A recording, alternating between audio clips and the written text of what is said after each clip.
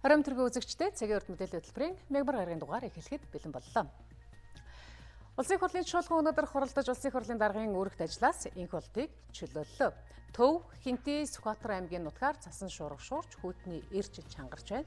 За цэцэрлэг сургуулийн цайны газар болоод мөн орон сууцны хороолол бунд гэр барьж ууц чанахыг хориглолоо. Санхүүгийн зах зээл дотоодын нийт бүтээгдэхүүний 16%-ийг эзэж байгаа. Энэ тухай бид эдийн засгийн болондоо өнөөдрийн цагийн урд мэдээллийн хөтөлбөртөө онцлоо. Монгол улс 2018 онд авилгын индексээр 38 он авч дарангуйлалт шилжих эрсдэлтэй орнуудын тоонд багтсан байна. Үзэгчид та бүхэн өнөөдрийн манай цагийн урд мэдээллийн хөтөлбөрөөс эдгээр болоод бусад мэдээний дэлгэрэнгүй хүлээн авч үзээрэй. Улсын хурлын чуулган өнөөдөр хуралдаж, улсын хурлын даргын үүрэгт ажиллаас энх болтыг чөлөөллөө. Өнөөдрийн чуулганы хуралдаанд нийтдээ 65 гишүүн оролцож, 43 буюу 66.2% нь улсын хурлын даргыг чөлөөлөхийг дэмжиж тогтоол баталсан байна. Харин чуулганаас өмнө төрийн байгуулалтын байнгын хороо хуралдаж дээрх асуудлаар нууц санал хураалт явуулахад 17 гишүүн оролцож 8 гишүүн чөлөөлөхийг дэмжсэн бол 8 нь татгалзсан байна. Нэг санал хүчингүй болсон байна. Өөрөөр хэлэх юм бол улсын хурлын даргыг чөлөөлөх шаардлагагүй гэж байнгын хорооны гишүүд үзсэн байна. Харин чуулганы хуралдаанаар олонхын саналаар улсын хурлын даргыг чөлөөлсөн байна. 39 гишүүн улсын хурлын дарга энх болтыг чөлөөлөх тогтоолын төслийг өнгөрсөн 7 хоногт өргөн барьсан юм. Улсын хурлын даргыг чөлөөлөх хэд хэдэн үндслэл бий гэдгийг нэр бүхий гишүүд хэллээ. 5 толгой гэж ярихын, оюу толгой гэж ярихын, эрдэнэт гэж ярихын одоо бүх юмны ард таа байгаад хин одоо гомдлогын ордог газрын эзэмшлийн талаарх сайхан бэлгэр ерөнхий сайдын боловсруулж байсан үеийн тэр төслийн талаар бол их шүүмжилттэй хандаж ярьж байгаа. Энэ төслийг улсын их хурл танилцуулахгүй шууд хэрэгжүүлж ажил болгох байх явдлыг бол таслан зогсоосон хүн бол бий байгаамаа. Оюу толгойн орд газрын талаар бол би 2007 онд Монголд хамгийн ашигтай ийм гэрээг боловсруулж хөрөнгө оруулагч талтай тохирож улсын их хурл өргөн барьж байсан.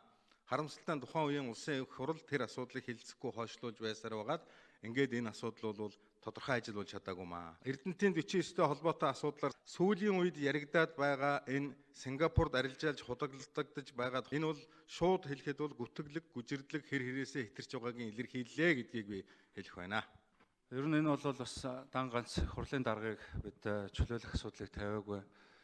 Энэ бол одоо сүүлийн 20 гаруй жил бүрэлдэн тогтсон энэ тогтолцоог одоо нураа унгаах чиглэгдсэн юм хөдөлгөөн явьж байгаа. Тэгээ энэ одоо их олон жилийн зорилго явсан. Тэр ерөнхийлөгчийн сонгуулийн нэг бэлтгэл ажлын бичлэг задарсан. Тэр нэг бүсгүй бол юу гэж Монгол цагаан цаас юу гэлээ? Монгол цагаан цаас шүү. Бараг ямар юмд итгэдэг хүмүүсийг яста юу ч гэж хэлсэн яадаг юм бэ гэж. Тэр хүн хэн бэ? Дараагийн хүмүүстэй хариуцлах асуудал дээр арчилсан тууштай одоо тэмцэл явуулах болно гэдгээ одоо илэрхийлмээр байна. Улсын хурлын дарга үүрэгт ажилласаа чөлөөлөгдсөний дараа хэлсүүгэндээ талбай дээрх жагсаал өөрийг нь огцруулахын тулд болсон. Харин тэрээр манангийн эсрэг ажиллаж байснаа онцолсон юм. Мөн түүнийг албан тушаалаас нь чөлөөлсөн улсын хурлын дэгийн тухай хуулиар цаашаад хэн нэгэн улсын хурлын даргыг өөрчлөх, солих үйл явдал битгий болоосоо гэдгийг хэлсэн юм. Гагцхүү энэ удаа би асуудлыг хуулийн дагуу шийдэх ёстой гэдэг зарчмын байр суурийг барьсан юм аа. Өргөдлөө өөрөө өгч хүртэл ямар нэгэн хүндэтгэн үзэх шалтгаантай байх ёстой. Тэм учраас тийм шалтгаан байгаагүй учраас надад өргөдлөх бас боломж байгаагүй. Миний удирдах байсан улсын их хурлын үйл ажиллагааг сүүлийн 2 сарын эс тооцох юм бол би сайн ажиллаж байсан гэж бардам хэлнэ. Иргэдийн амьдрал сансандаа хүрч чадахгүй, амьдрал нь хүрэлцээтэй биш, амьдрах нөхцөл нь амаргүй байгаа учраас тэдний ярьж байгаа, шүүмжилж байгаа энэ асуудлуудыг би бас зөв зүйтэйгээр ойлгож байгаа. Харин би өнөөдөр энэ жагсаал цуглааныг зохион байгуулсан зарим нэг залуу улс төрчдтэй хандаж нэг хоёр зүйлийг хэлхэн зүв бахаа гэж бодож байна. 20 гаруй жилийн хугацаанд болсон бүх буруу, бүх муу муухайг нэг хүнд дохож, нэг хүн дээр хаяглаж болдгийм байна гэдгийг та бүхэн үзүүлсэн. Энэ үйл явдал өнөөдөр би улсын хурлын даргын албан тушаалаас чөлөөлөгдсөн энэ цаг мөчөөс эхлээд намайг харлуулж борлуулах гэж та бүгдийн ярьж байсан шударгаас тогтно нийгмийн олон хүлээгдэж байгаа асуудлуудыг шийднэ. Бидэнд гэрэл гэргээтэй ирээдүй бий болно. Улс орны хөгжилд эрс өөрчлөлт гарна. Амьдрал сайжирна. Уулуурхайн салбарын өгөөж нэмэгдэнэ гэх мэт энэ бүх зүйлүүд иргэд олон түмэн та бүхнээс хүсэх, хүлээх, та бүхний даалгавар болж үлдэж байгаа гэдгийг сайн анхаарах хэрэгтэй шүү. Хэн нэгнийг алдаршуулж ард түмний хайртай хүү болгох, хэн нэгнийг өнөөдрийн нийгэмд бий болоод байгаа энэ хүндрэл бэрхшээлтэй асуудлуудыг бүгдийг шийдэж байна гэдэг ийм дүр зураг үзүүлэхэд намайг харлуулах, намайг муучлах ийм шаардлага байсан байж магадгүй. Над руу хар будаг их цацсан. Би тэр их цацагдсан хар будгийг цагийн эрхэнд нар салхины аясаар хагдан уннаа гэдэгт эргэлзэхгүй байгаа. Үнэн, зөв, бодол санаа миний төр зүтгэсэн энэ ажил амьдралын байдал хийсэн бүтээсэн алдаа оноо бий яваа. Гэхдээ хийсэн бүтээсэн энэ бүх зүйлийг ард түмэн үнэн зөвөөр нь ойлгох ийм цаг үе удахгүй ирнэ. Энэ бүх гүжирдлэг, гүтгэлэг энэ бүх зүйлийг би даваад гарч чаднаа. Надад эцэг эхээс олгосон хүмүүжил бий. Энэ төр зүтгэснээс сурсан төвчээр хатуужил бас байгаа. Харин эхнэр хүүхдүүдэд маань зориулж жагсаал цуглаан, шаардах хуудас өгч Монголын улс төрийн амьдралын сүүлийн 30 жилд байгаагүй ийм үйл явдал гаргасанд би харамсаж байгаа.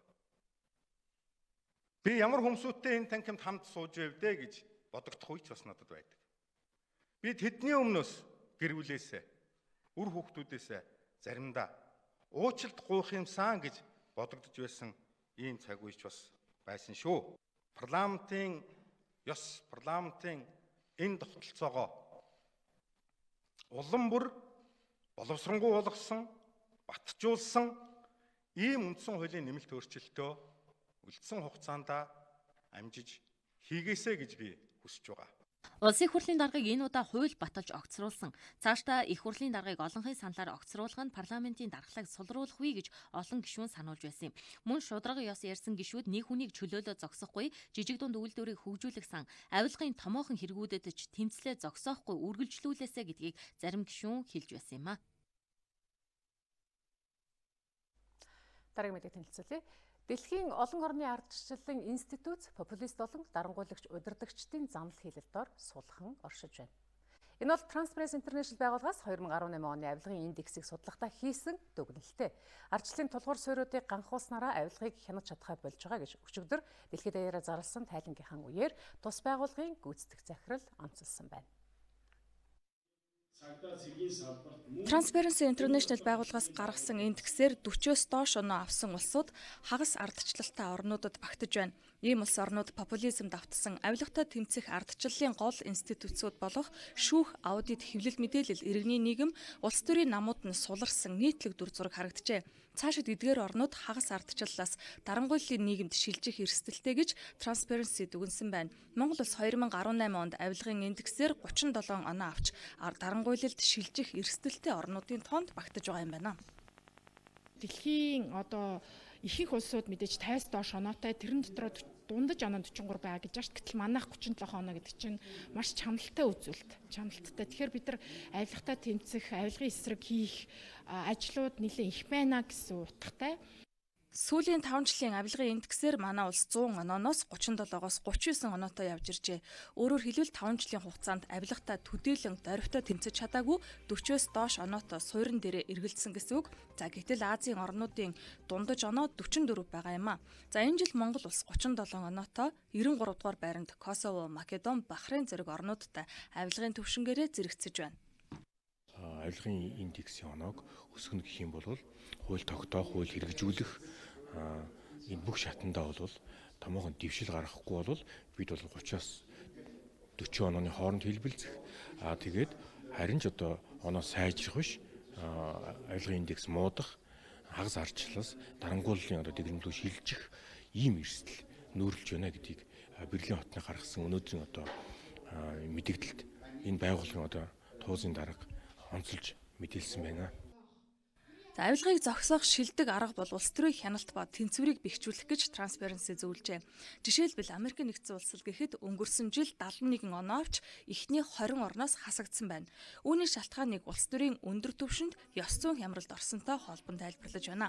Түүнээс гадна авилга бууруулахын тулд төсвийн хөрөнгийн зарцуулалтад хяналт тавьдаг иргэний нийгмийн байгууллагуудыг бэхжүүлэх хэрэгтэй, зам хэвлэл мэдээллийн эрх чөлөөг хангах хэрэгтэй гэж зөвлөж байна. Өнөөдөр Төв хэмтээс Сүхбаатар аймгийн нутгаар цасан шуурга шуурч байна. За сар шинийн байрын өдрөдөр ихэнх нутгаар хүйтний ирж чангарч цасан шуурга шуурах төлөвтэй байгаа тул хөдөө орон нутгийг зорчих иргэдийг тээврийн аюулгүй байдлаа хангаж холын замд гарахыг анхааруулж байна. Өнөөдрөөс эхлэн зарим аймгийн нутгаар хүйтний ирж чангарч зам даваа цас мөстэй байгааг онцгой байдлын газраас мэдээлж байна. Энэ жил цас багтаа дулаан өвлүүлсэн. Гэхдээ цаг дулаан байна гэд холын замд гарахдаа бүрэн бүтэн байдлаа хангахгүй явах нь хамгийн эрсдэлтэй гэдгийг онцгойлон анхааруулж байна. Цагийн гарын урьдчилан мэдээллийг бол тогтмол тухай буурн авч хэрэгжүүлэн ажиллаж байгаа. Үүнтэй холбогдуулан бол ялангуяа ард иргэд маань сар шинийн баяраар бүдэ гадагш явах бол цагийн гарын мэдээллийг сайтар аваад за тэгээд засан болзошгүй цасан шуурга гэдэг чинь аюул үзэгдэлтэй бол зайлшгүй одоо гарах нийслэл нутгийн дэвширтэй гарах шаардлагагүй дотроо сар шинийн баярыг тэмдэглэн өргүүлэх шаардлагатай байна. Жилийн энэ үед хөдөө орон нутгийг зорих хот хоорондын зорчигч тээврийн ачаалал нэмэгдэгэ. Тиймээс орон нутгийн замд явах хот хоорондын нийтийн тээврийн тоог нэмэгдүүлсэн байна. Энэ жил Дарган төв, Дүнжин гаруй худалдааны төв болон шинээр нэгдсэн Лавай автовокзалаас гээд нийт 3 цэгээс орон нутгийн нийтийн тээвэр иргэдэд үйлчилнэ. Тиймээс зөвшөөрөлтөй тээврийн хэрэгслээр зорчихыг мөн зөвлөж байна. Сар шинийн баяруудаар нэмэгдсэн тоогоор 24 орчим хувиар одоо автобусанд шугамд ажиллах автобусныхаа тоог нэмэгдүүлээд 1200 орчим тээвэр хэрэгслээр хөдөө орон нутгийнхаа иргэд одоо үйлчлэх тийм бэлтгэлийг хангасан байна. Ялангуяа шинийн 1, 2, 3-ны өдрүүдэд хотоос орон нутаг чиглэл шинийн 3-аас 5-ны хооронд орон нутгаас хот руу чиглэсэн тээврийн хэрэгслийн тоо эрс нэмэгдэг. Тиймээс орон нутгийн замд осол аваар гарах эрсдэлч баярын өдрүүдэд өндөр байдаг гэсэн юм а. Одоо өнгөрсөн жилийн ингээл мөн үед ингээл харж байгаа 7-8-аар одоо орон нутгийн замнаас орсон юм нөхцөлөдлөл ажиглагдаж байгаа шүү дээ. Тэгээ энэ юунаас болоод гарсан бэ гэхээр нөгөө холын замд одоо яарч явдаг хурдан хатруулдаг юм. Тэгээд нэгдүгээр шалтгаан, хоёрдугаар шалтгаан нөгөө баяр бууцны даруулга. Тэгээд нөгөө арх утга. Улсын хэмжээнд 910 мянган тээврийн хэрэгсэл бүртгэлтэй байдаг. Тэдний 550 мянган нийслэлд харин баярын өдрүүдэд нийтийн тээврийн хэрэгслийн тал хувь нь хөдөө орон нутгийг зорддог байна.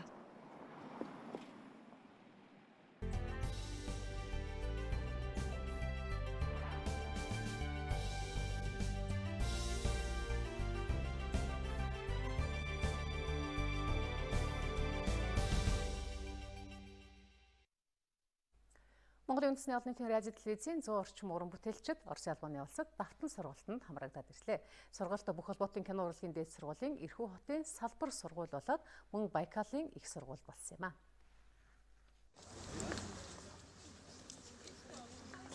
Монголын үндэсний олон нийтийн телевизийн уран бүтээлчд одоо бүх сувгаас бол энд төлөөлөл ирсэн байгаа. Монголын үндэсний олон нийтийн телевизийн 1-2 дугаар сувг MNB World, MNB Sport болон радиогийн уран бүтээлчд бол одоо төлөөлөл ирсэн сургалтанд хамрагдаж байна. За инженер техникийн ажилтнууд, гэрэлтүүлэг, дуу дохио, сэтгүүл зөө, найруулга, эвлүүлэг гэх төрөл төрлөөрөө сургалтанд хамрагдаж байгаа. За сургалтыг бол Москвагийн алдарт бүх холбоотын кино урлагийн сургуулийн Эрхүү хот дахь салбарын одоо багш нар яг мэргэжлийн багш нар бол удирдах явуулсан. За орчин үеийн чиг хандлагуудыг бол яг тухай чиглэлээр бас олж авч мэдлэг туршлагаасаа хоорондоо хуваалцсан гэж хэлэхэд болно. Энэ удаагийн сургалт уран бүтээлчдийн хувьд мэргэжил дээшлүүлэх, туршлага хуваалцах боломж байсан юм а. Цаашлаад уран бүтээлийн чанар чансаа сайжирч, нийгэмд үзүүлэх нөлөөлөл дүрдэл эерэг үр дүн авчрах юм.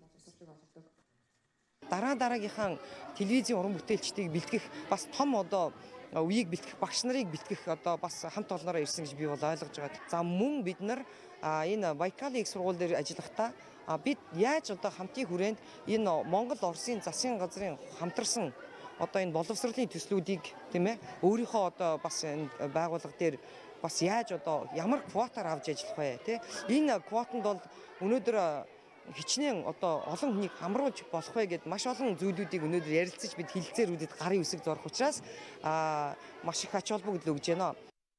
Оросын албаны улсад чансаагаараа дээгүүр түчигдэг 100 гаруй жилийн түүхтэй Монгол улсын алтан гадас одонд Байкалын улсын их сургууль манай хамт олныг найрсгаар хүлээн авсан юм а. Цаашид хамтын ажиллагаагаа өргөжүүлж харилцан туршлах хуваалцах боломжтой гэдгийг тэд онцолж байлаа.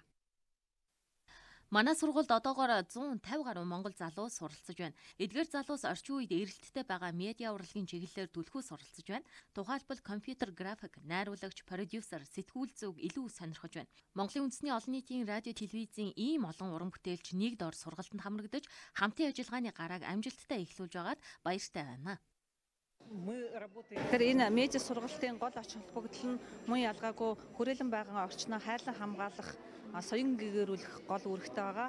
Байгалаа хайрлан гэдэг нь эх орноо хайрлаж байгаамаа гэдэг гол утга санааг илэрхийлж, эдгээр хүүхдүүдийг одоо цаашид сургах, өөрсдийнхөө авьяасыг нээн дэлгэрүүлэхэд манай байгууллага нэн түрэн хамтран оролцдогоор ач холбогдолтой. Уран бүтээлчид өөрсдийнхөө хийсэн бүтээлийг аль шатанд явж байгааг мэдэрч, цаг үргэлж өөрсдийгөө хөгжүүлж байх нь хамгийн чухал. Ингэж байж чансаатай бүтээлийг олон нийтэд хүргэдэг. Тэрнийхээ ер нь бол цаг үргэлжилт мэдлэг боловс дээшлүүлж явах бол хоцрогдчих гэдэг. Тийм учраас энэ юу сургалтаас бас их өөчтэй гэж бодож байна. Манай телевизийн ахмад наснууд одоо Оросд яг боловсрол эзэмсэн хүмүүс зөндөө байдаг. Тэр яг тэр үндсэн одоо юун дээр объектын дээр ирээд туршлага болно гэдэг нь мэдээж үр дүнтэй л таарах. Одоо манай телевизийн туршлага одоо энэ Иркутск хотын телевизийн туршлага хоёр хаана явна вэ гэдгийг бид бас мэдэрсэн. Баахан сургалтанд суусан дууны найруулагч, зураглаач, монтаж, эвлүүлэг бүх юмыг сурахад бид нар бас нэг хол зөрөөгөл явж байгаа юм байна гэдгийг аюулсаа ойлгосон. Монголын театр болон телевиз, кино, радиогийн школ бол яг Орос школоор явж байгаа болохоор бид нар эрхүүгийн сургуультай ингээд харилцаа тогтоогоод тэгээд сургуультанд суугаад хамрагдаад явсандаа сэтгэл өндөр байна. Сургалтыг Монголын үндэсний олон нийтийн радио телевиз, эрхүү мужийн боловсролын газар, Оросын албаны улсын кино залуу уран бүтээлчдийн холбоо, байгаль нуурыг хамгаалах олон улсын экологийн төв, байгаль нуурын бүс орчмын дархан цаазад газрын санаачлагын доор зохион байгуулсан юм а.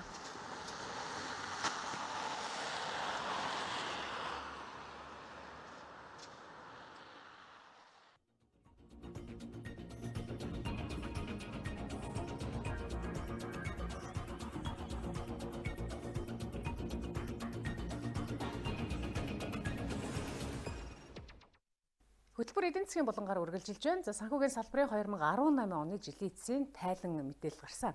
Энэ талаарх мэдээллийг Ферен Шод студиэс манай сэтгүүлч Батбаяр үзэгч та бүхэнд хүрэхэд бэлэн болсон байна. Орой минь тэргээ Батбаяр. Орой минь.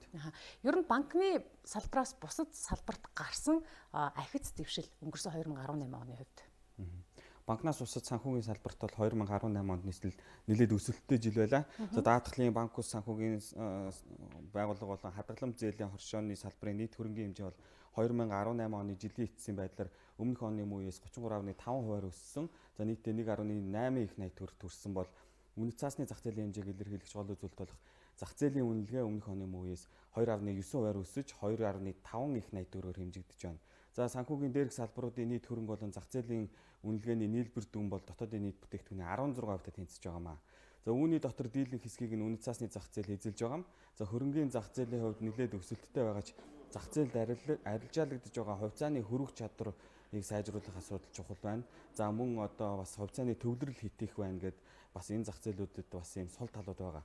За үүнийг засаж сайжруулах шаардлага бол үүсэж байгаа. За хувьцааны төвлөрлийн хувьд бол нийт хувьцаат компаниудын бараг ихэнх нь 70-аас дээш хувийг нь одоо цөөн хэдэн хүн эзэмшдэг. За энэ нь бол хит төвлөрсөн байдал нь бол бас тэр компани хувьцааны хөрөх чадвартын муугар нөлөөлдөг, сул тал болдог иймэрхүү зүйлүүд байгаа. Тэгэхээр энийг зас залруулах илүү бас энэ зах зээлийн хөгжүүлэхэд ямархуу хэмжээний одоо ажлууд хийгдэх шаардлагатай вэ гэдэг талаар бас бид санхүүгийн зохицуулах хорооны үнэт цаасны газрын дарга лав сүрэнгээс ярилцлага авсан байна. төвлөрөл ихтэй ялангуяа хөрөнгийн биржийн 3 дугаар самбар дээр байгаа одоо ажиллахгүй сүүлийн үеүүдэд хувьцаа нь одоо унтаа байдалтай байгаа ийм компаниудын хөрвөх чадварыг нэмэгдүүлэхийн тулд яах ёстой вэ? Биднэрт одоо ямар саад бэрхшээлүүд бий болоод байгаа вэ гэдэгт тэр нэлээд судалж ажилласан. Зах зээлийн үн, баланс дээрх үнийн хит зөрүүтэй байдал, за дээрэс нь компаниудын одоо нөгөө хуучин байсан одоо арга барилаасаа салахгүй байгаа компани засаглалаа сайжруулах тэр ажиллагаа ерөөсөө хийгдэхгүй байгаатай холбоотойгоор манай хяналт шалгалт зохицуулалтын газраас офицер компаниуд руу бол нэлээд одоо шаардлагуудыг тавьж байгаа. Иргэд банкны хүүг өндөр байна гэдэг, харин банк санхүүгийн хүү бол түүнээс ч өндөр байгаа. Тэгэхээр иргэдэд ямар өөр санхүүгийн боломж байж болох вэ? За банк бол мэдээж одоо татан төвлөрүүлсэн хөрөнгө болон одоо хадгаламжийн хүүтэйгээ уялдуулж бас зээлийн үгээ тогтоож байгаа шүү дээ. Тэгэхээр банк ус санхүүгийн байгууллага бол бас мөн адил одоо хувь нийлүүлэгчдийн шийдвэрт үндэслээд бас хүүгээ тогтоож байгаа. Энэ хоёр бол угаасаа ашигын байгууллага учраас зээлдэгчдээс авах хүүгээ өгөөжийг хадгаламж эзэмшигч хувь нийлүүлэгч нарт одоо шилжүүлдэг ийм бүтцээр бол санхүүгийн зуучлалын үйл ажиллагаа явуулж байгаа. За үүн дотроо бас одоо санхүүгийн зуучлалын тодорхой зардлуудыг шингээснээр бол бас энэ хүү тогтож байгаа. За ийм бүтцээр бол энэ хоёр байгууллага ажилладаг. За харин арай өөр зарчмаар илүү уян хатан нөхцөлтэй санхүүгийн үйлчилгээ авах боломж бол энэ санхүүгийн салбарт байгаа. За энэ нь бол хадгаламж зээлийн оршоо. Хадгаламж зээлийн оршоо нь бол иргэд өөрсдөө хувь нийлүүлж хоршоогоо байгуулад за гишүүддээ бүртгээд зөвхөн гишүүддээ үйлчилдэг. За хинд ямар зээл өгөх үү? Хүүн хийд байх уу гэдгийг хурлаараа шийддэг ийм ардчилсан зарчмаар үйл ажиллагаа явуулдаг байгууллага гэж хэлж болно. За хадгаламж зээлийн хоршооны тухайд аль 2000 оны ихээр болсон одоо луурын шинжтэй хэрэгээс болоод иргэд их сөрөг хандлагатай байдаг. За тухайн үед энэ салбарыг хянах бүтэц байгууллага байгаагүй. Хуулийн зохицуулалтанд одоо тийм боловсронгуй биш байсан гэж хэлж болно. За тэгвэл одоо хуультай санхүүгийн зохицуулахаараа үйл ажиллагаагаараа одоо энэ хадгаламж зээлийн хоршоодыг одоо хяндаг юм бүтцтэй болчихсон байгаа. За өнгөрсөн онд энэ салбар нийтдээ 5.4 тэрбум төгрөгийн цэвэр ашигтай ажилласан байна. Банктай ч юм уу бусад санхүүгийн байгууллагатай харьцуулах юм бол зөвхөн гишүүдтэй үйлчилдэг гэдгээрээ бол онцлог. Бүх эрх мэдэл бол гишүүдэд өөрт нь тэрийгээ бол бүх гишүүдийн хурлаараа дамжуулж хэрэгжүүлдэг. Өөр өөрийн уян хатан бодлогууд бол байдаг.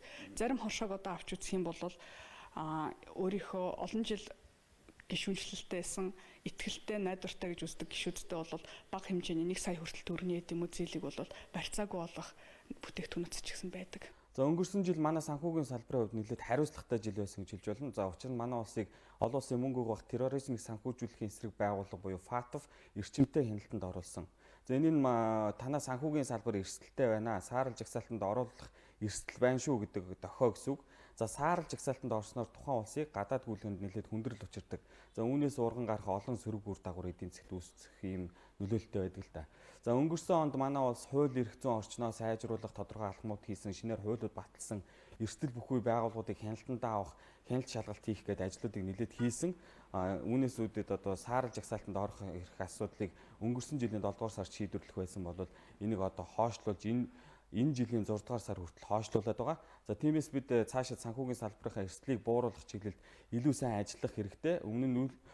Тухайлбал одоо өмнө нь үйл хөдлөх хөрөнгө зуучлалын салбарыг одоо хянах чиг үүрэг бүхий байгууллага байдаггүй, хяналтаас гадуур байдаг байсан бол одоо бас энэ хяндаг ийм бүтцтэй болоод байгаамаа. Худалдаж авч байгаа байрны мөнгөний гарал үүсэл гарал үүсэл хинч тодорхойлдог. Хоёрт би тэр мөнгөө худалдаж авсан мэтээр болгоод буцааж борлуулсны үндсэн тэр мөнгөний өөрөө цэвэршээ авчдаг. Нэг тийм эрсдлүүд бол байдаг гэж тодорхойлог. 2019 онд үндсэндээ бид нэг 40-с 50 орчим томоохон энэ үйл хөдлөх зурсан салбарын одоо бүр гол бүрдүүлэгч 40-с 50 байгууллагыг хэн шалт хийхээр төлөвлөлөөд батлагдсан. Олон нийт одоо ингээд нийтэд мэдээлэхэд бэл болсон байна. За даатгалын салбарын хувьд бол нийт хураамжийн орлого өмнөх оныхоос одоо 24.3%-аар, нийт нөхөн төлбөрийн зардал 27.8%-аар тус өссөн байна. Эдийн засгийн булангаар банкнаас уссан санхүүгийн салбарын тухай зарим мэдээллийг хүргэлээ. Баярлалаа Батэрэ. За баярлалаа.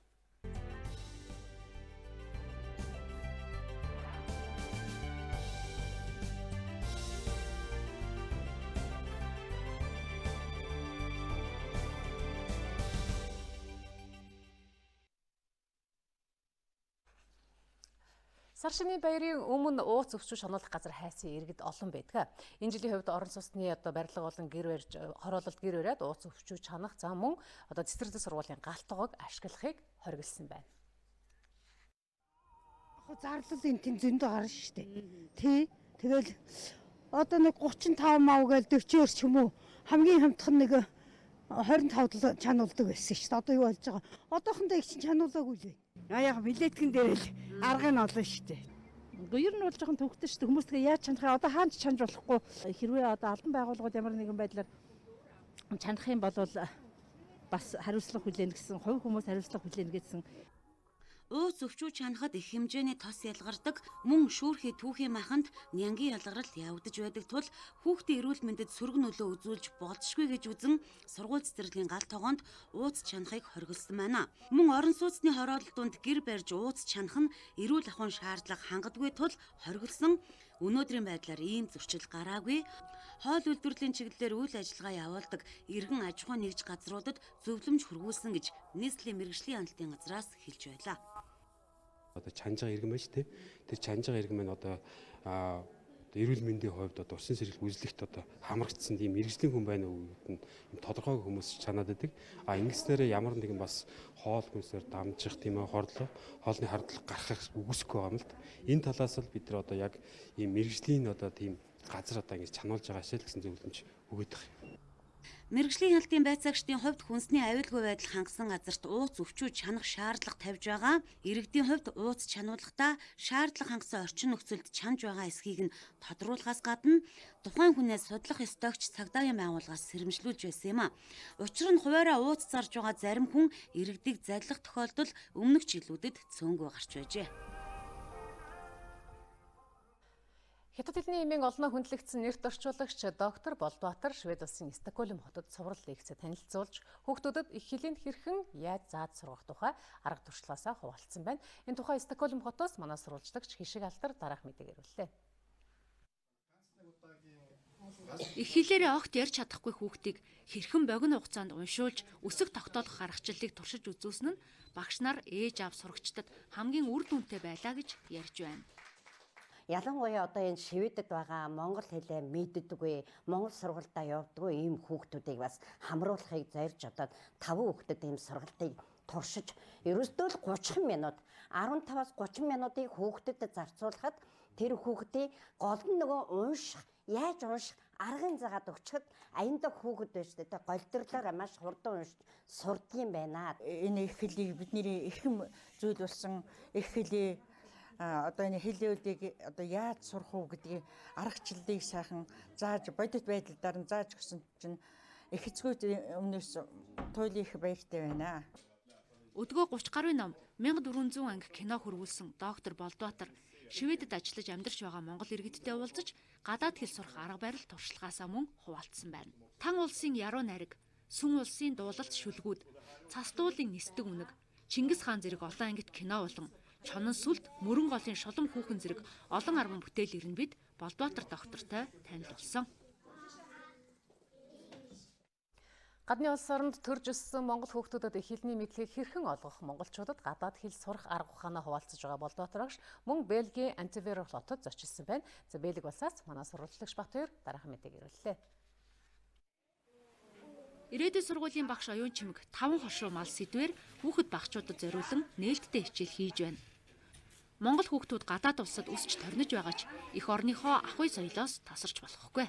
5 хошуу малын төл мал, 5 хошуу малын дуу, аваа, майлах, мөрөх, янцхаах, буйлах, эдгээр дуу аваа чимээг бодитоор сонсгон 5 хошуу малынхаа дүрсийг эвлүүлэх төл малын нэрийг цээжилснээр хүүхдүүд маань Монгол ахуй соёлоосоо багахан ч гэсэн хамтаараа хамтарч ажиллан бодитоор дуу чимээг сонсох ийм дадал чадвар эзэмссэн хичээл боллоо.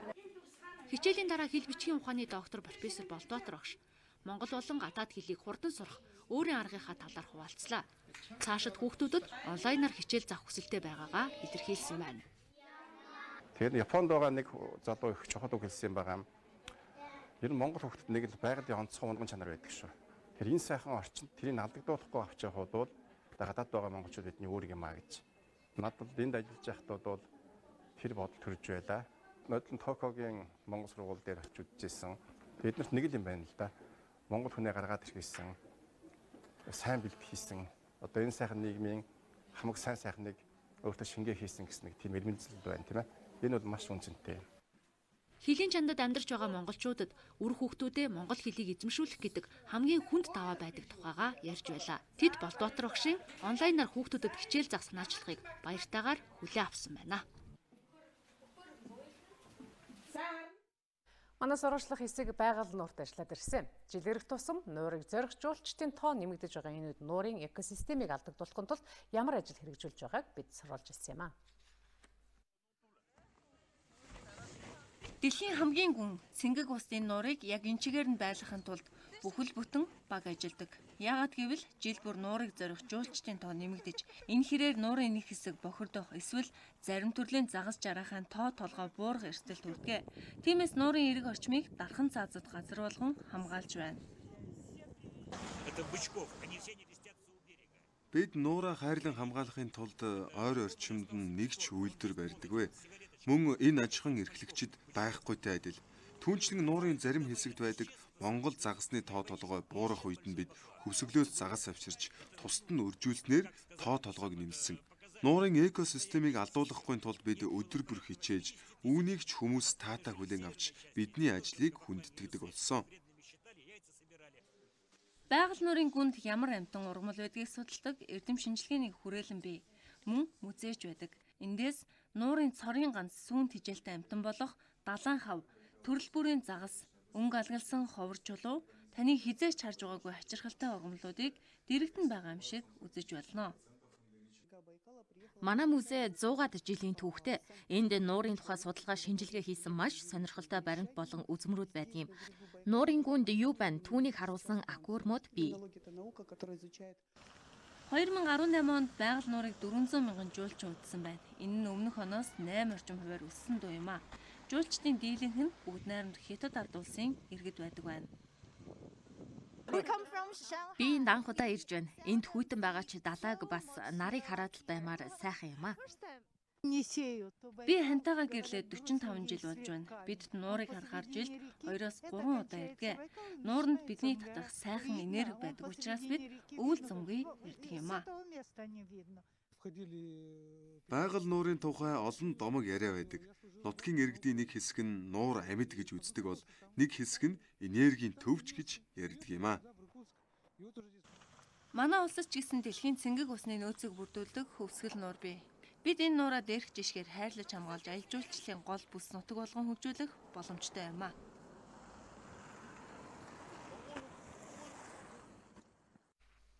Экспортын дарж улсын төсөвт орлого төвлөрүүлдэг нэг үзүүлэлт бол нүүрсний тээвэр гэдэг.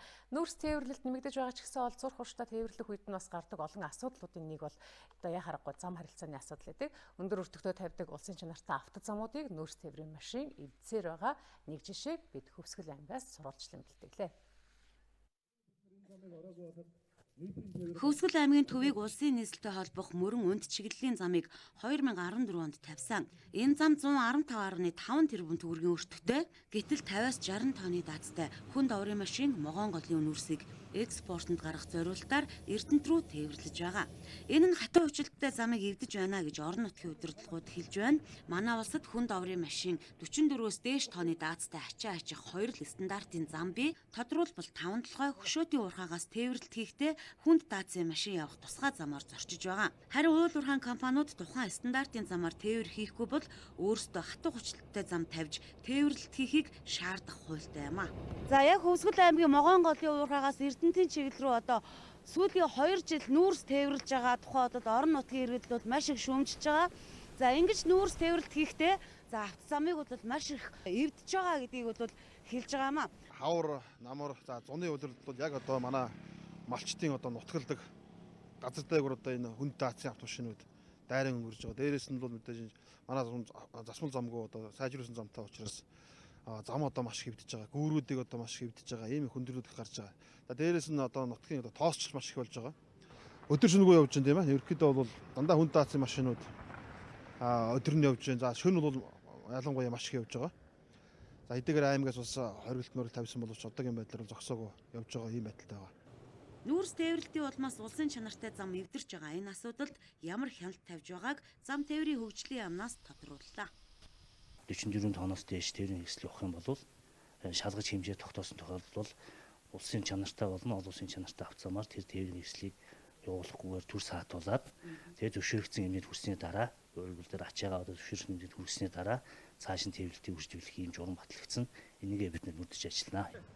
Хөвсгөл аймгийн Могонголын нүүрсний урхаагаас хийж байгаа энэ тээвэрлэлт Эрдэнэт булган мөрөн чиглэлийн хатуу өчлөлттэй замыг эвдэж байгаа тул зам дагуух хяналт чадвалтыг нэмэгдүүлэх болно гэж салбарын мэргэжилтнүүд хэлж байна. Энэ асуудалд зөрчлийн тухай хуульд заасны дагуу иргэнийг 150 мянга, аж ахуй нэгж газрыг сая 500 мянган төгрөгөөр торгох хуулийн заалттай юм а.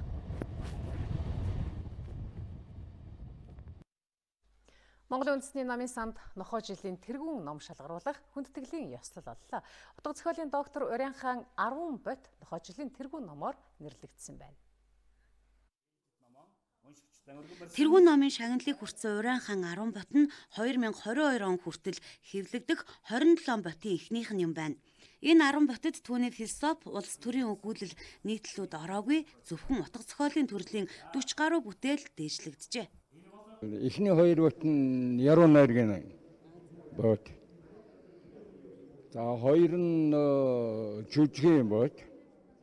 2 нь тууж, 1 ишээ одоо 1 бот нь дан ишээний, 1 бот нь дандаа өгүүлэг. За 2 бот нь бол арман. За ингээл одоо 10 бот болж байна л да. За ах нь бол яг одоо 1000 гаруй шүлгүүчтэй яруу найргийн 15 ном бичсэн байна. Шилдэг номоор төрийн шагналт яруу найрагч Бавууд Оржийн шууг сулал ном багтсан байна. Үргэлжилсэн үгийн зохиолоос гадна өгүүлэг, эссе, жүжигийн зохиолыг багтаасан нь номыг илүү шимтэй болгожээ хэмээн шүүмжлэгчид үзжээ. Мөн зохиол сэтгүүлч төр мөнхийн Санкара эссе арман баримтат намтарчилсан хэлбэрээр бичигдсэн нь шилдэг номонд багтжээ. Энэ жилийн тухайд нийт 1000 шахам шин ном уншигчдын гар дээр очсон байна.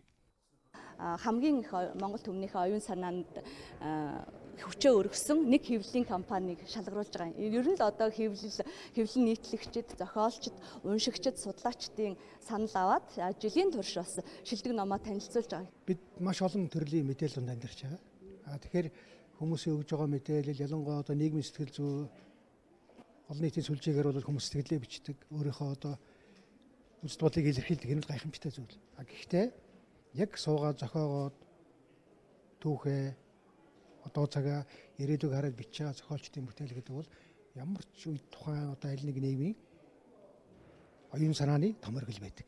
Энийг хийхин төлөө ажиллаж байгаа хүмүүсээ бид нар бас хүндэх ёстой. Шалгаруулах ёстой л гэдэг үгнээс хэлж байгаа. Орчуулгын бүтээлээс Япон хэлний орчуулагч Жаргал сайхны хайрын анш шилмэл өгүүлгийн ном, за шүүмж судлалын бүтээлээс Монгол улсын шинжлэх ухааны гавьяат ажилтан академич Төмөр Тогоогийн Монгол хэлний үгийн гарлалын тайлбар тойл ном нохой жилийн шилдэг ном болсон байна. 1939 оны халах голын байлдаанд ялалт байгуулсны 80 жилийн ой энэ ном тохиож байгаа.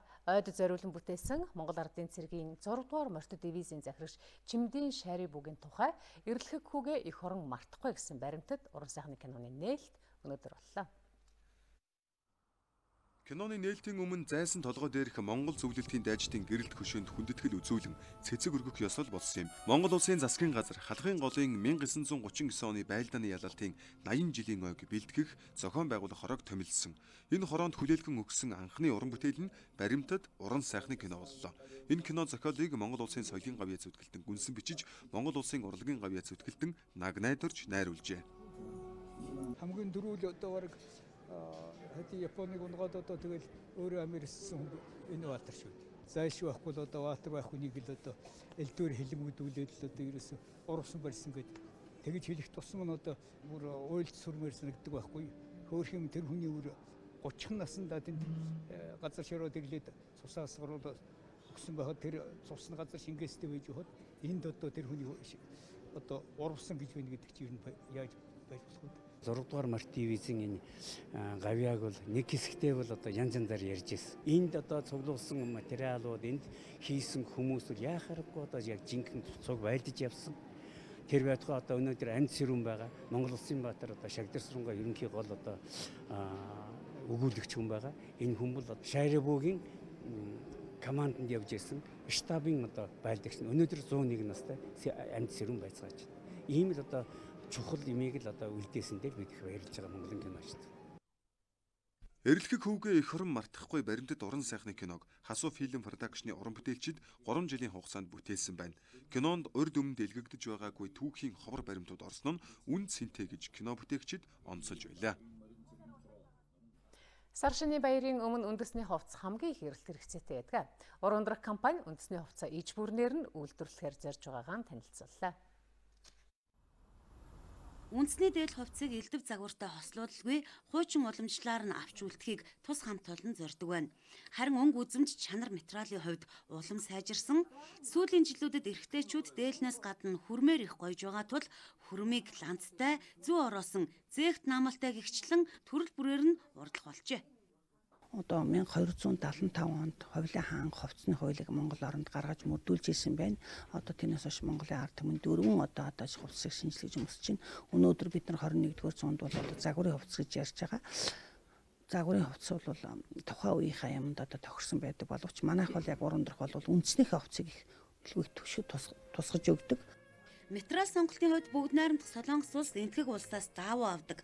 Сайрын Орос даавуу Тайланд бүс бараагаарч хувцс үйлдвэрлэдэг байна.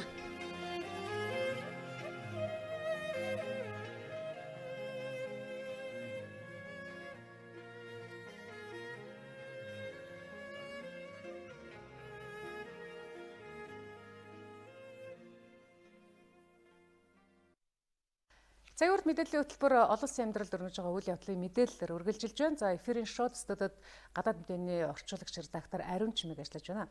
Орой мэнд Ариун Чимэг. Орой мэнд Түргэ. Өнөөдөр дэлхийн дахинаа дэлхийн хэвлэл мэдээллийн байгууллагын анхаарлын төвд байгаа ямар мэдээллээс үзэгчдэд хүргэх гэж байна? За өнөөдрийн хувьд бол Америкийн нэгдсэн улс болон бүгд найрамдах тард улсын хооронд үүсэж байгаа худалдаа эдийн засаг бизнесийн компаниудтай холбоотой маргаан бол хамгийн анхаарал татж байгаа. За энэ сэдвэрх мэдээг эхлээд үзүүлэх гэж байна. Хятадын засгийн газар шударгаар бизнес эрхэлж байгаа компаниудыг нь үндсэлгүйгээр буруутгахаа зогсоохыг Вашингтоноос шаардж байна. За учир нь Америкийн нэгдсэн улсын хууль зүйн яам Хятадын харилцаа холбооны Huawei компани болоод за түүний санхүү хариуцсан захирал түүний одоо салбар 2 компанийг аж үйлдвэрийн тагнуул хийсэн, санхүүгийн лувр явуулсан, за мөн одоо 20 арга хэмжээг зөрчсөн зэрэг 20 орчим зүйл ангиар буруутгаж байгаагаа зарласан. Мөн Америкийн нэгдсэн улс Huawei компанийн санхүүгийн гүйцэтгэх захирал Мин Ванжоог Канада улсаас шилжүүлж авах хүсэлтэй энэ сард дуусахаас өмнө Канадын талд гаргахаар төлөвлөж байна. Вашингтоны хувьд Мин болон Huawei компанийн салбар байгууллагуудыг харилцдаг банкаараа мөнгө угаасан, мөн Ираны эсрэг хоргийг зөрчиж тоног төхөөрөмж нийлүүлэх бизнест оролцсон гэдэг хоёр гол үндслээр буруутгаж байна. Хонконгод бүртгэлтэй Skycom компаниар дамжуулж Ирантай наймаа хийсэн уг худалдаа нь 100 сая Америк долларын дүнтэй байсан гэж Америкийн нэгдсэн улс тооцжээ. Өөр нэг буруутгах үндэслэл нь Huawei компанийн хоёр салбар байгууллага Америкийн нэгдсэн улсын харилцаа холбооны тэргүүлэгч T-Mobile компаниас гар утас шалгах роботны мэдээллийг хулгайлахыг оролцсон гэх асуудал байгаамаа. За Мин Ванжоог өнгөрсөн оны 12 дугаар сарын эхээр Америкийн нэгдсэн улсын хүсэлтээр Канада улсад баривчилсан. Ванжогийн хувьд гадаад паспортаа Канада эрх баригчдад өгөх нөхцөлтөөр одоо батлан даалтанд гарсан байгаа юм байна. Гэхдээ Мин Ванжоог шилжүүлж авах хүсэлт гаргах хуулийн хугацаа нь 1-р сарын 30-нд дуусах юм аа. За бүгд найрамдах тард улсын хувьд бол Америкийн нэгдсэн улсын талаас буруутгаж байгаа эдгээр үндслэлийг бол эрс нцааж байна. За Хятад улс өөрийн компани аж ахуйн нэгжүүдийн хууль ёсны эрх мөн эрх ашгийг боддоор хамгаалах болно. Иймд Huawei компани удирдлага Мин Ванжоог баривчлах зөвшөөрлөө нэн даруй цуцал гэж Америкийн нэгдсэн улсаас дахин шаардж байна. Түүнчлэн Америкийн нэгдсэн улсын талаас тавьж байгаа асуудал бол цэвэр улс төрийн зорилготой. Үүний ард бол одоо улс төр явж байна гэж үзэж байгаагаа Хятадын гадаад харилцааны яамны мэдэгдэлд онцолжээ. Ажиглагчдын хувьд бол Ванжоод тулгаж байгаа энэ хэрэг Хятад Америкийн хооронд бий болсон худалдааны маргааныг улам гүнзгийрүүлж магадгүй гэж харж байна. Америкийн нэгдсэн улсын сангийн яам Венесуелийн газрын тосны төрийн өмчит компанид эдийн засгийн хориг тавьж 7 тэрбум Америк долларын хөрөнгийг нь зарцааж байгаагаа зарлалаа. За сангийн яамны мэдэгдэлд бол Венесуелийн засаглалын эрх мэдлийг ерөнхийлөгчийн үүрэг гүйцэтгэгчид шилжүүлэх хүртэл хориг арга хэмжээг хэрэгжүүлнэ гэж заасан байна. За Америк хориг зарласны дараагаар Венесуелийн ерөнхийлөгч Америкийн хоригийн хариуг барина гэдгээ мэдэгдэж, за улс оронд нь ямар нэгэн байдлаар хүчирхийлэл гарах юм бол хариуцлагыг нь Америкийн нэгдсэн улсын ерөнхийлөгч Дональд Трамп үүрэх болно гэдгийг ч анхаарууллаа. Энэхүү хоргийн улмаас Америкийн нэгдсэн улс дахь Венесуелийн газрын тосны төрийн өмчит компанийн 7 тэрбумын дүнтэй хөрөнгийг царцаагаа зогсохгүй 1 жилийн хугацаанд хийгдэх байсан 11 тэрбум Америк долларын газрын тосны экспортыг нь хааж Венесуелийн орлогын их үүсвэр гадаад валютын урсгалын тодорхой хувийг хаана гэсэн үг болж байна. За Америкийн хувьд бол Венесуел улсаас багагүй хэмжээний газрын тос худалдаж авдаг. Гэхдээ Венесуелийн газрын тосны нийлүүлэлт зогссоноор Америкийн эдийн засагт тэгж их нөлөө гарахгүй гэдгийг Цагийн яамны мэдэгдэл тонцоллоо. Энэ хориг Венесуелийн газрын тосноос хамаарлыг бууруулна. Энд манай борлуулагч үйлдвэрүүдийн салбар газрын тосны зах зээл дээр тийм ч их сөрөг нөлөөнд харахгүй болов. Бид Венесуелийн нийлүүлэлтийг бууруулчихаар ойролт орнуудын түлшүүд маань нийлүүлэлтийг нэмэгдүүлэх таатай боломж гарч байна. Америкийн талаас тавьж байгаа хориг бол нэг талыг барьсан хууль бус гэмтэргийн чанартай гэж үзэж байна. Хориг арга хэмжээ бол бидний баялагийг ард түмнээс нь булаан авах оролдлого юм а. Сөрөг хүчний удирдлага өөрийгөө улс орны эрх баригч гэж зарласан нь үндсэн хуульд зөрчсөн алхам. Ерөнхийлөгч Трампд хандаж хэлэхэд Венесуелийг зүгээр орхих, Венесуелийн дотоод хэрэгт битгий оролцооч. Венесуел нь газрын тосны экспортынхоо 41%-ийг Америк руу хийдэг. Газрын тосноос олдог орлогын нь багагүй хувь нь Америкийн зах зээлээс хамааралтай байна. За Мадурогийн засгийн газар өдөрт 500 мянган баррелаар олборлож Орос, Хятад, Энэтхэг, Малайз, Тайландын зах зээлд гаргах хүчин чадалтай гэдгээ бас мэдэгдэж байна. Гэхдээ газрын тосны гадаад зах зээлээ олон их үүсвэртэй болгоход Америк, Европын банк санхүүгээр дамжуулахгүй гүйлгээ хийхэд бэрхшээлтэй байж магадгүй юм байна. За Венесуелийн сөрөг хүчний удирдагч Хуан Гуайдог хууль ёсны удирдагчаар хүлээн зөвшөөрүүлэхийн тулд Вашингтон ийм алхам хийлээ гэж эдийн засгийн ажиглагчид үзэж байна. Америкийн нэгдсэн улсын батлан хамгаалахын сайдын үүрэг гүйцэтгэгч Патрик Шенахан НАТОгийн ерөнхий нарийн бичгийн дарга Йенс Столтенбергийг Пентагонд хүлээн авч уулзлаа. Хоёр удирдагч Афганистан дахь олон улсын цэргийн нэгдсэн хүчний аюулгүй байдал Америк цэргээ гаргах асуудлыг голлон хэлэлцжээ. За сая даваа гарагт Афганистан цуугаа Америкийн нэгдсэн улсын төлөөлөгч Америк болон Талибан хөдөлгөөний удирдлагууд салан тусгаарлалтай энхийн гэрээ байгуулах гол зарчмаа тохиролцсон гэж Нью-Йорк Таймс сонинд мэдээлсэн байна. Уг тохиролцоогоор бол талибууд Афганистаны засгийн газартаа яриа хэлэлцээ хийж гал зогсоох гэрээ байгуулсны хариуд Америкийн нэгдсэн улс Афган дахь цэргээ бүрэн гаргахаар төлөвлөж байгаа юм байна. Бид энхийн хэлцээнд төрөх нөхцлүүдийг тохирохоор Афганд ажиллаж байна. Одоогоор манай цэргийн нэгдсэн хүчин Афганистаны цэрэг армийнхныг улс орныхаа аюулгүй байдлыг биелэн хангах чадамжтай болгохоор сургаж, дадлагжуулж, зөвлөж ажиллаж байна. Афганистаны нутаг дэвсгэрийг олон улсын алан хятагчдын үүрлэх аюулгүй газар дахин болгохгүй төлөө бид гол зорилтон биелэгдэх хүртэл Афганыг орхихгүй байх болно. Афганистанд аюулгүй байдлын орчин ямар байгааг бид бүгд мэднэ. Энэ улсад хүлээсэн үүргээ биелүүлж инх тайван тогтоох чиглэлд бид ажиллаж байна. Цаашид төрийн нарийн бичгийн дарга болон элчин сайд нар Афганистаны асуудлаар яриа хэлцээрийг үргэлжлүүлэх болно. Энэ үеэр Афганистаны ерөнхийлөгч Ашраф Гани одоогийн нөхцөл байдлаас харвал Америкийн цэргийг гаргах хугацаа болоогүй байгаа гэж мэдэгджээ. Өөрөөр хэлбэл Афганчууд нутаг дэвсгэртээ гадны цэргийн хүчийг удаан байлгах сонирхолгүй байгаа хэдий ч аюулгүй байдлын орчноо харахаар яалтчгүй гадны цэргийн хүчийг байлгах шаардлага тулгарч байна. Талибууд засгийн газартаа шууд яриа хэлэлцээг сэргээж гал зогсоох гэрээ байгуулсан нөхцөлд олон улсын цэргийг гаргах нь зөв гэж Афганы удирдлага үзэж байна. Америкийн нэгдсэн улсын Цагийн яам Оросын холбооны улсын тэрбумтан Олег Дерипаскатай холбоотой 3 компанийг хар жагсаалтаас гаргаж байгаагаа зарлалаа. Ингэснээр Америкийн хоригоос болж өнгөрсөн онд дэлхийн хөнгөн цагааны зах зээлд үүссэн сөрөг нөлөөг арилгах боломжтой болж байгааг шинжээчид онцолж байна. За Америкийн нэгдсэн улс өнгөрсөн оны 4-р сард Оросын тэрбумтны компаниудад эдийн засгийн хориг арга хэмжээ зарласан юм а.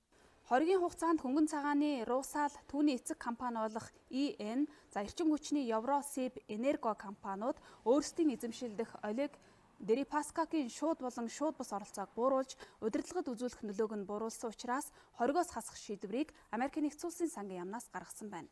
Дээрх компаниудын төлөөлөл удирдах зөвлөлд Олегтэй бизнесийн болон гэр бүлийн хэлхээ холбоогүй Америк, Европын иргэд хараат бус гишүүнээр томилогдож олонх болж чадсан нь хоригийг цуслахад нөлөө үзүүлжээ. За Русал компани нь бол дэлхийн хамгийн том хөнгөн цагаан олборлагчдын нэг учраас хоригоос болж дэлхийн түүхийн эдийн зах зээлд сөрөг нөлөө гарч эхэлжээ. Тухайлбал өнгөрсөн оны 4-р сараас хойш тус компанийн хувьцааны ханш 50%-аар буурч тус компани олон улс дахь нийлүүлэлт саарсан байна. Иймд зах зээлийг тогтворжуулахын тулд Америкийн нэгдсэн улсын засаг захиргаа Олегийн хувь оролцоог бууруулбал хоригийг цуцлах тохиролцоог Оросын компаниудтай хийсэн юм байна. За Оросын төв хэвлэлийн мэдээлж байгаагаар хөнгөн цагааны зах зээлийн эцэг компани болох ИН компани дахь Олегийн хувь эзэмшил 70%-аас 4495% болж буурсан байна. Үзэгчдээ өнөөдөр олон улсын хүрээнд анхаарал татж байгаа гол үйл явдлын мэдээлүүдээс танилцууллаа. Баярлалаа Эренчимгээ. Баярлалаа. Одоо үзэгч та бүхэнд спортын үйл амьдралын мэдээлэлээс танилцуулъя. Хамгийн сүүлийн үеийн спортын мэдээлэлээс танилцуулахаар эфирийн шууд студиуд спортын сэтгүүлч Батчаргал ажиллаж байна. Орой минь төргий Батчаргалаа. Орой минь төргий. За өнөөдөр бас улс орон болон дэлхийд дахина өрнөсөн спортын хамгийн сонирхолтой ямар мэдээлэлүүд байна? За МЮОНРТ-ийн спортын мэдээгээр бид өхөн өөрийн эх оронд тэр дундаа хөдөө орон нутагт болсон спортын томоохон үйл явдлын мэдээ болоод хөлийн чанарт өрнөсөн үйл явдлуудын мэдээлэлээс хүргэхээр бэлтгэлээ. Цагийн 2019 оны өсвөрийн улсын аварга шалгаруулах тэмцээн Хинтээ аймагт боллоо.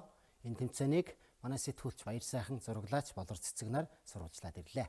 Монголын үндэсний олон нийтийн радио телевизийн МНБ спорт сувгийн сурвалжлах хэсэг Хинтээ аймгийн Дадал суманд ажиллаж байна. Хинтээ аймгийн Дадал суманд 2019 оны Цагийн өсвөрийн улсын аварга шалгаруулах тэмцээн үргэлжлээ явагдлаа.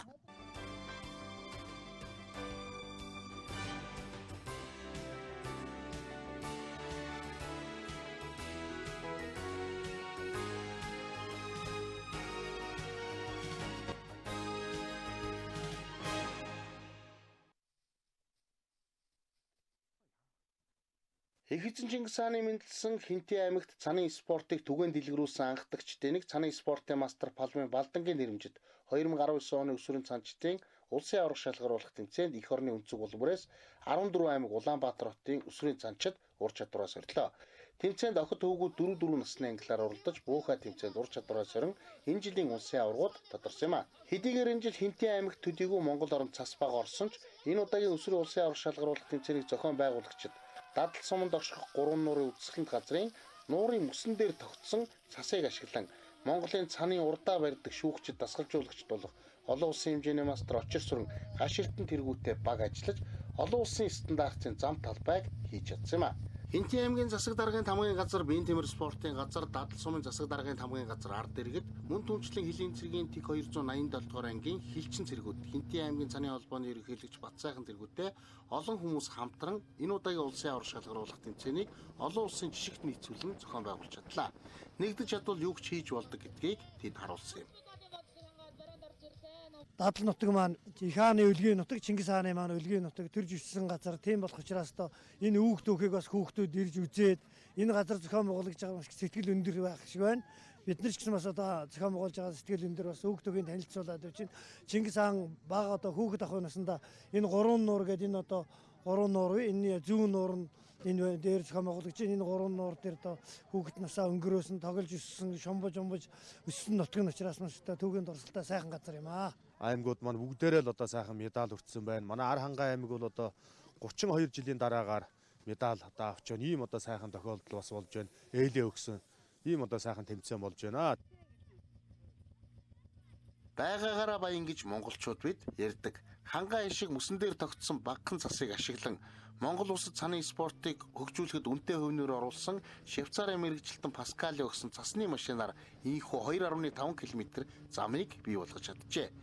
Энэ зам дээр уралдсан өсвөрийн шилдэг тамирчдаас 11-аас 12 насны ангилал төвгүүдээс булганы алтан гэрэл, октоос булганы ариун бэлэг нар аваргын алтан медалийг хүртлээ. 13-аас 14 насны хүүгүүдээс Төв аймгийн Өслөн, октоос булганы Нямтуя, 15-аас 16 насны ангилалд 5 км зайд хүүгүүд уралдсанаас булганы Далах сүрэн, октоос Орхны халиун, 17-аас 18 насны ангиллын шилдэг тамирч 7.5 км-т уралдсанаас хүүгүүдээс Төв аймгийн тамирчин Гаярд, октоос Төв аймгийн тамирчин Батшур нар аваргын алтан медалийг хүртсэн байна. Энэ жилийн улсын аварга шалгаруулах тэмцээний буухай тэмцээн олон үзэгчдийн анхаарлыг зүйсээр татсан. За хүүгүүдээс булганы баг тэргүүн барь шалгарсан бол Октийн багаас Төв аймгийн баг манлайд бичигдлээ. Замын талаар нарийнхан тэгээд цас нь их сул хүндрэлтэй байсан. Тэгээд тусал тэмцэн ах их аав ээж нартай баярлалаа. Найзуудтай баярлалаа. Тусал тэмцэн хүмүүстээ бас баярлалаа. Тэгээд цанд оруулж гисэн багштай бас баярлалаа гэж.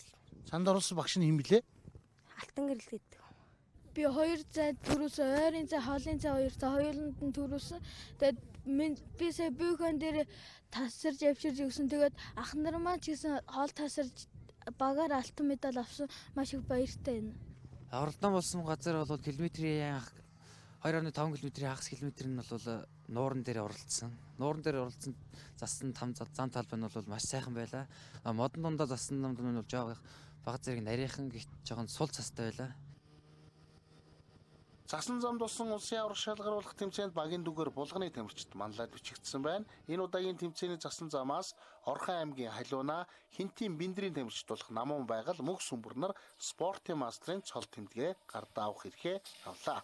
Монголын үндэсний олон нийтийн радио төлөөс МНБ спорт цуг үзэгч та бүхэндээ цааны улсын аврах шалгаруулах тэмцээнээс бэлтгэсэн спортын амралтанд нэвтрүүлэг мөн онцлог зочны ярилцлага Хинтийн аймгийн цааны холбооны ерөнхийлөгч Батсайхан нарын нэвтрүүлгийг тунхдахгүй тодорхойлох болно. Одоо үзэгч та бүхэндээ Монголын мэдээ телевиз даваагаас баасан гарагт өдөр бүр 11-ээс 14 цагийн хооронд мэдээллийн шууд хөтөлбөрөөр хүргэж байна. Монголын мэдээг DD-шийн 7, Sky Media-гийн 11, Univision-ийн 13, Сансарын 3, MNBC кабелийн 41 дэх сувгаас хүлээн авч үзээрэй. Монголын мэдээ телевизийн тойм тайлбар хөтөлбөр 2017 оны 3 дугаар сарын 25-наас нэвтрэж эхэлсэн. Хөтөлбөрөө даваагаас баасан гарагт 18 цагаас үзэгч танд шууд хүрч байна. Тухайн өдөр эх оронд болоод олон улсад өрнөсөн үйл явдлуудаас олонний анхаарлыг татсан онцлог 3-5 үйл явдлын эргэн тойронд тоймчид мэдээллийг бэлтэн хүргэж байна. Үйл явдал хэрхэн өрнөв? Үүнтэй холбоотойгоор өмнө нь юу болж өнгөрсөн? Ирээдүйд хэрхэн өрнөх хандлагатай байна вэ гэдгийг тоймчид олон талаас нь анализ хийж үзэгчдэд дүгнэлт хийх боломжийг олгосон бүтэн 1 цагийн хөтөлбөрийг өдөр бүр алгасахгүй хүргэсээр байна. Монголын үндэсний олон нийтийн телевиз 50 жилийн түүхтэй Монгол улсын болон олон улсын хагас 100 жилийн түүхийн дуу дүрсний үнэт тарихыг бидэнд байна. Энэ бол тойм тайлбар хөтөлбөрийн гол агуулгын нэг хэсэг юм. Монголын мэдээ телевизийн тойм тайлбар хөтөлбөрийг тоймч алдан гэрэл, цэнд, сэтгүүлч үр зайх, олон улсын тоймч цогтоо, төвшин жаргал, редактор Ариун Чимэг нар үзэгч танд хүргэж байна.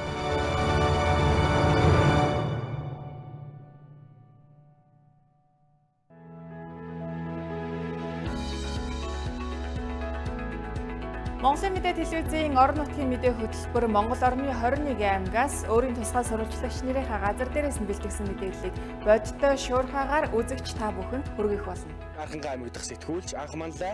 Монголын мэдээд сурвалжлагч Саран Чимэг. Монголын мэдээ сувгийн сурвалжлагч Наран Цэцэг. 2017 оны Монгол улсын Шилдэг аймаг Өмнөг аймагаас Дархуул аймаг дахь сурвалжлагч Буян шиг мэдээлж байна. Улсын хөгжил сумаас сумын хөгжил багаас эхэлнэ. Говьалтай аймгийн 18 сум 2 тосгон 84 багийн ард иргэдийн аж амьдрал Цагийн мэдээллийг 200 га талбайг нь хашаажуулж 22 хуудгийг гаргахнэ. Онцлог үйл явдлын мэдээллийг бэлтгэн өргөнэ. Орон нутгийн мэдээ хөтөлбөрийг үзэгч та бүхэн даваа лав баасан гаргуудын 19 цаг 40 минутаас хүлээн авч үзээрэй. Спортын мэдээ сурвалжлага таллууллаа. Баярлалаа бачруулаа. Одоо үзэгч та бүхэн ойрын өдрүүдийн цаг агарын мэдээ хүлээн авна.